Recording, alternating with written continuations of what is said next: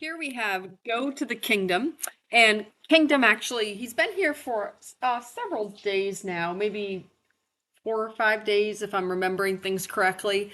And the first 48 hours, maybe, that he was here, he was a little bit stressed out and edgy, but he's just taken a huge breath in the last 2 days. And he's just been such a good kid, just really easy to work with on the ground. He had a fantastic ride today.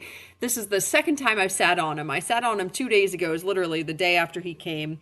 And we didn't do a lot because, of course, I was thinking to myself, I haven't given this horse a lot of time to settle in. So I didn't get on him thinking that we were going to make a ride video or anything like that. But I just wanted to start to get a feel for what he was going to be like and what he needed to work on. And we basically spent 20 minutes walking. I mean, maybe we trotted for like a minute or two, but he was pretty up above the contact. And there's nothing wrong with that. Well, actually, that's great. I would rather a horse be above the contact than below the contact any day of the week. But he just didn't understand how to communicate through the contact, how to find the connection, how to soften over his top line, all those amazing things. You can see that obviously just spending that 15, 20 minutes working in the walk was hugely beneficial. He got it really pretty consistently in the walk, and so we just called it a day. He was off yesterday because I was in Virginia, so came out today, which, by the way, it's a pretty cold, windy day today. It was quite a temperature change.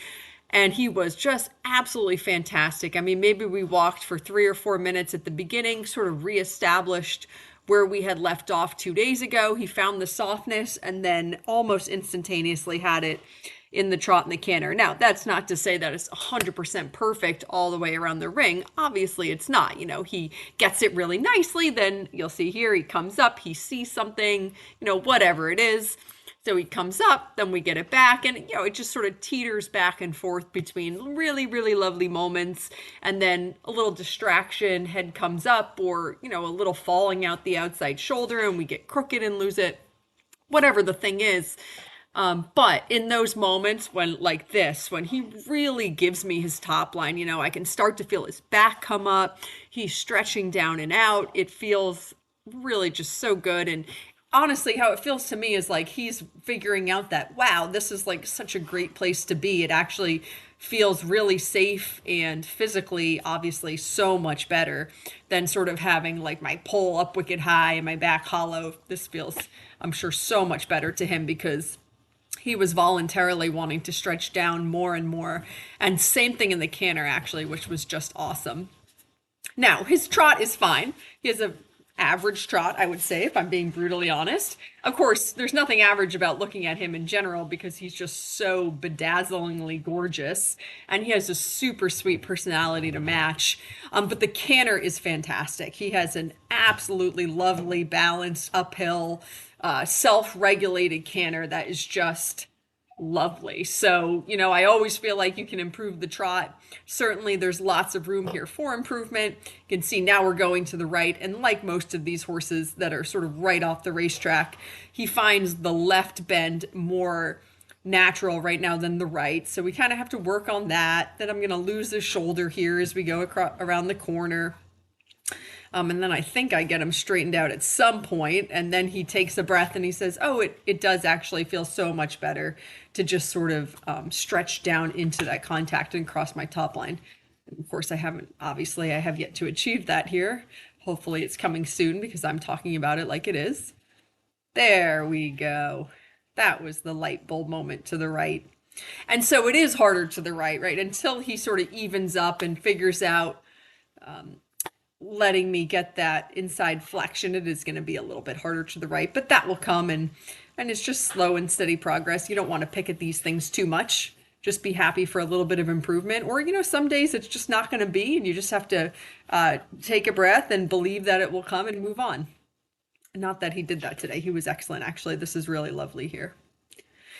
Anyway, I was so excited to talk about him that I forgot to say all these things about his little bio. So, Go to the Kingdom is a 16 two-hand, 6-year-old thoroughbred gelding. So I love his height and I love his age.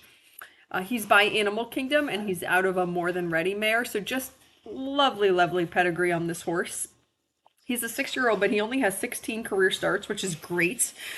So that's very low number of starts for a 6-year-old. He made $133,000. He actually ran in a whole bunch of allowance races, so he was sort of like a mid-level racehorse. His last start was on 11/22/25, but and it looked like he had the winter off, and then he came back this spring, and he has a bunch of published works from several in March, and then his last was April 18th, 2026. So just a couple of weeks ago, 2 weeks ago was his last published work.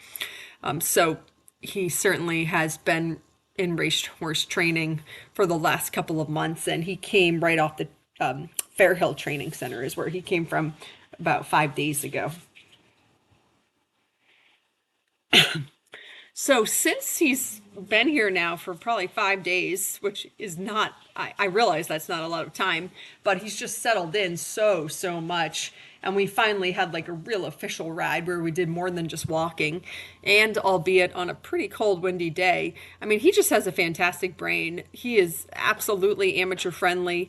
Now, I always caution when I say that. When I say amateur friendly, I don't mean beginner friendly. None of my horses are beginner friendly. He's amateur friendly to an amateur who is confident working with green and young horses.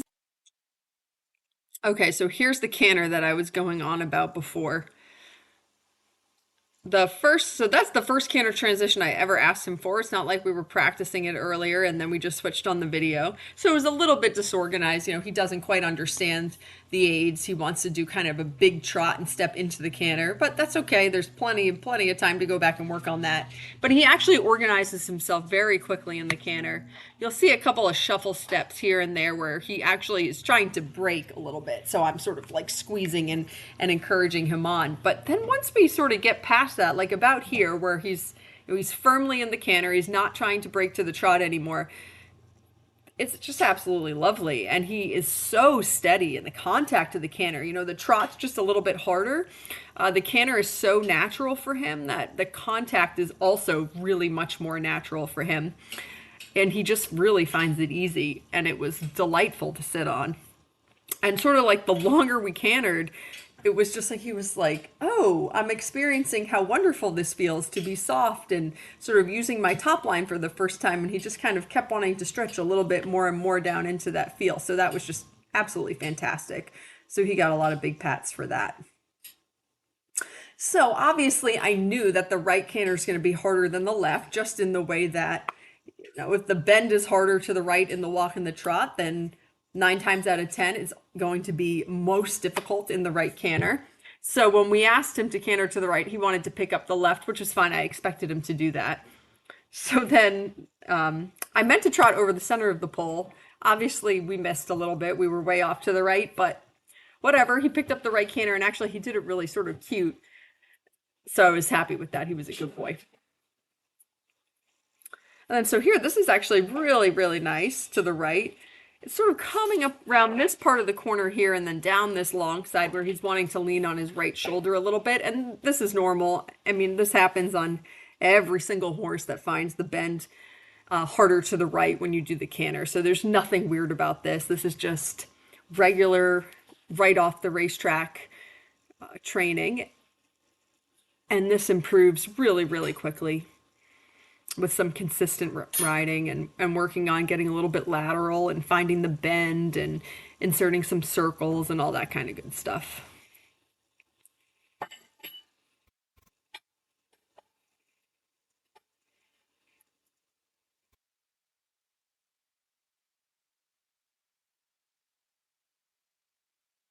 And then there, I thought that was much better. That's why I got a big pat there. He did a much better job there of holding up that right shoulder. And so I thought that was a good place to stop. He was excellent. So Harry is on the ground.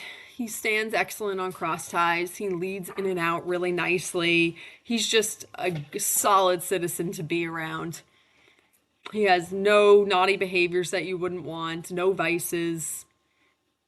He's very sweet, absolutely loves peppermints. And he just always has sort of a sweet, inquisitive look on his face, and he is just lovely to be around. You know, who has a good feel and is just in a place